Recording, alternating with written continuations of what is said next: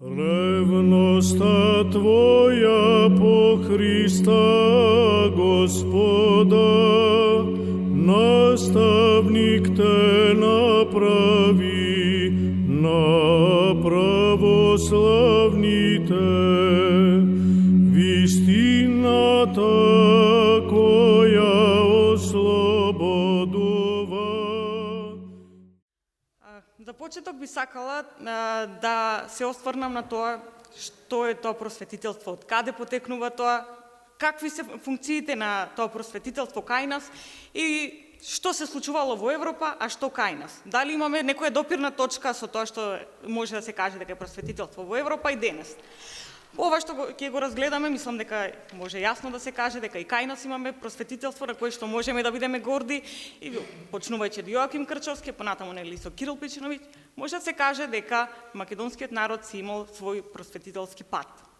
Просветителството во Европа започнува некаде конкретно 70-тиот и почетокот на 80-тиот век, кога моќната буржоазија сакала да направи промена на самото општество и да го симне феудалниот поредок, со тоа што започнува еден нов бран на рационализам. Односно, се сметало дека веќе е време кога треба да се започне нова ера, да се тргне црквата од пиедесталот на самата држава и да се започне со тоа што ќе се воведе едно ново општествено уредување во кое што рациото или мислата ќе биде на прво место, односно човековиот разум и напредокот во науката. Ова движење се залагало за ослободување на човекот од предрасудите, суеверието, но и од црковните догми. Односно, се сметало дека може многу повеќе се направи доколку се трне црквата од пиедесталот и се почне да се размислува и за световните потреби на луѓето, не само за духовните. Како главни обележја кои што можеме да ги кажеме од самото просветителство кое што започнува во овој период во Европа, се рационализмот, научниот пристап и емпиризмот, како и критиката на црквата и апсолутизмот, хуманизмот и природните права, од кои што произлегува дека треба да имаме еднакви права сите луѓе, но и образование за сите. Она што за што ние се задржуваме поконкретно во ова излагање. Како главни специфики, додека кажавме дека нели 17-тиот и крајот на 17-тиот и почетокот на 18-тиот век се оние клучни периоди за развојот на просветителството во Европа, кај нас самото просветителство се појавува малку подоцна, односно кон крајот на 18-тиот и односно главно најголемиот бум го има првата половина или првиот дел од 19-тиот век. Што се случува тогаш? Се развива нели граѓанската класа и еснавството. Односно, насекаде во градовите каде што имаме развој нели на граѓанската класа се јавуваат еснавски здруженија кои што помагаат да се развива општеството. Односно, општеството како може да се развива? Може да се развива со наука. Ако немаме наука, не може да се развива, но тука е секако и културата. Без тоа не би можело да имаме напредок на општеството. Па така, но секако, за освен еснафите, многу значајно место имаат и црковно-училишните општини, без кои што образованието не би постоело. Односно, ако не би биле тие, иако сепак првично нели самите општини црковно-училишни се посветувале на изучување на црковни тематики, сепак се вршело некакво едуцирање на луѓето. Односно главно на децата, но и понатаму и преку поуки се учеле и возрастните. Како главни карактеристики, кажавме нели кои се на просветителството во Западна Европа, да кажеме, кај нас можеме да ги стакнеме борбата за јазикот, односно за националниот или за народниот говор, затоа што се сметало дека за да учат децата мора да имаат разбирлив јазик. Црковно-словенскиот дел од самите во тој период се учел како основен, но и во тој период доста се работело и на грчки јазик поради самото општествени случувања тука. Тоа секако не било разбирливо на учениците, па затоа и морале да самите просветители се задржувале на тоа да се учи на народен говор. Понатаму имаме друга карактеристика, тоа е дека Она што го пишувале во тој период и Јоаким Крчовски и Кирил Пејчиновиќ има поучен карактер, односно нивната литература е главно со поучен карактер. Затоа што, иако самата литература била пишувана во духот на христијанството, сепак се одело на тоа да се има некаква поука, односно поуката да биде произлезена нели од духовното, но и за еманципирање на самите луѓе. Во овој период се развива и учебникарството, како и кажавме дека сите дела се пишувале на народен јазик, односно народен говор, кој што она што е главното во просветителството, односно се изоставува, се започнува една нова фаза и иако има самата книжевност со религиозно-просветителски карактер, сепак можеме да зборуваме дека со ова доаѓа до имаме верско учење, но на јазик кој што е разбирлив за повеќето маси. Самото просветителство и овој транзит можеме да го кажеме дека има за цел да го направи просветлување еден вид на самиот народ, односно да се допре до образованието на поедноставен начин, односно да се замени она што е возвишено со нешто поедноставно. Како основни принципи кои што се развиваат во просветителството на македонскиот терен, можеме да ги искажеме дека се науката, односно почетокот на науката, односно литературата и книжевноста, здравиот разум, односно размислувањето и духовноста. А како клучни представници, како што веќе спомина и Марко, нели се Јоаким Крчовски и Кирил Пејчиновиќ, но не застануваме тука, односно имаме уште многу други просветители кои што треба да се разработат. За Јоаким Крчовски, зошто е значен и зошто го споменуваме нели тука во Кратово е многу јасно. Односно тој иако е нели можеме да кажеме дека е основоположникот на новата македонска книжевност, кој што за неговото потекло се уште има дебата дали од Кичево или од Крчево, Демир Хистарско во Егејска Македонија, постојат повеќе теории за тоа од каде потекнува, може да се каже дека бил прогресивен во своите ставови. Иако може би во тој период тоа не се гледало на тој начин, но погледнато од денешните размислувања е доста прогресивно, ќе кажеме во што поточно, а тој функционирал, односно бил и свештеник, и учител, и просветител истовремено. Неговата најголема заслуга е воведувањето на живиот народен говор во литературата. Пишувал нели главно на Кратовски и Кривополанечки, каде што најдолго се задржал како учител. Со тоа и ги поставил темелите на идната кодификација на македонскиот јазик, можеме да кажеме, затоа што почнуваме конечно да се пишува на македонски јазик од тука. Тоа се самите зачетоци. И се борил против грчкото и другото туѓо влијание во образованието и во црквата. Како учител најдолго се задржал во Кратово, а таму ги напишал и своите дела напишани на жив народен јазик. Зошто се задржал најмногу во Кратово? Веројатно и затоа што главните негови помагачи во издаваштвото се кратовчани, односно еснавството. Тука го организирал првото мешано келино училиште, она што е најважното, односно какво е тоа училиште? Училиште во кое што учеле и машки и женски деца. До тогаш праксата било да учат само машките деца и главно во тие училишта се учеле деца за да станат свештеници. Или пак ако се сакало да се постигне да станат од поголемите, односно од еснафите или од граѓанската класа, доколку сакале нивните деца да се образуваат на некој начин, ги праќале таму.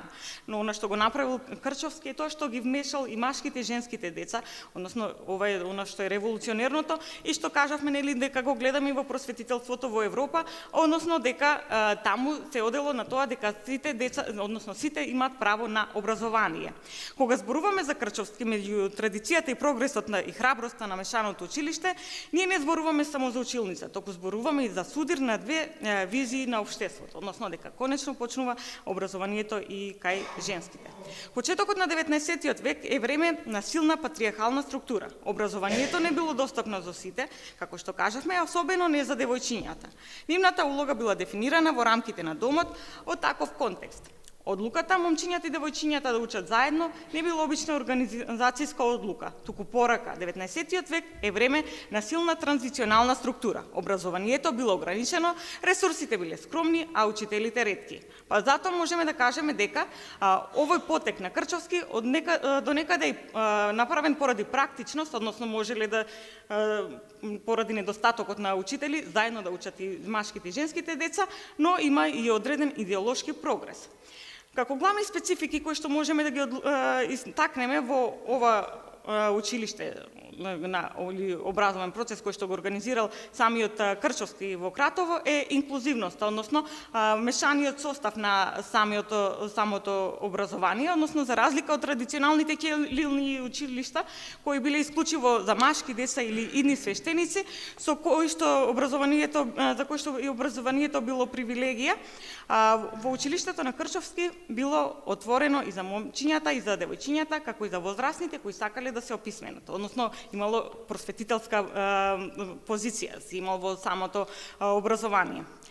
Додека пак од друга страна имаме како карактеристика и локацијата и структурата, односно немало точно одредено место каде што се одвивало ова образование, туку се случувало и во црковните простори, но и во приватни куќи, главно кај граѓанската класа, кога сакале да имаат да ги образуваат нивните деца. Но исто така, тука секако е и говорот на кој што се зборувало во самото училиште, односно тоа бил народниот говор, односно чист народен македонски говор. Наставните програми сепак биле во духот на христијанството, затоа што кажавме дека христијанството и понатаму во просветителството во Македонија е на пиедесталот. И што значи дека децата биле учени за тоа каков е христијанскиот морал, честноста но и со практични животни вештини, она што е дополнително карактеристично за просветителството. Но исто така самото негово учителствување не било оставено на работ, односно продолжило понатаму и кај неговите синови, односно Георги и Давид, кои што исто така биле ангажирани како учители, но и како свештеници. Со ова училиште Кратово станало еден од првите центри во Македонија каде што образованието излегло од строгите манастирски рамки и станало достапно за граѓаните, поставувајќи ги темелите на подоцнежните световни училишта кои што ги гледаме. Оттаму може да се наметне прашањето дали воведувањето на мешаното училиште во Кратово представува рана форма на образовна еманципација и родова еднаквост на македонските простори, или станува збор за практично решение без поширока идеолошка заднина. Мешаното училиште значело признавање дека знаењето не е привилегија само на едниот пол. Самото прифаќање на девојчињата или дека имаат право на писменост и духовна надоградба представува чекор кон општествена трансформација. Без писменост нема активно учество во културниот, општествениот и во духовниот живот. Значи, тоа е она што е главното и можеме да го акцентираме како основно нешто по кое што се разликува неговото училиште од останатите. Како духовник, Крчовски можел да остане во рамките на традицијата, но наместо тоа тој самиот избрал да ја проширува улогата на црквата од институцијата што пренесува догми во институција што пренесува знаење. Тоа е просветителскиот чин за кој што зборуваме дека го имал самиот Крчовски. Иако во тој период се уште не постои терминологија за тоа што е родова еднаквост, не значи дека ваквите потези не биле во склоп со неа.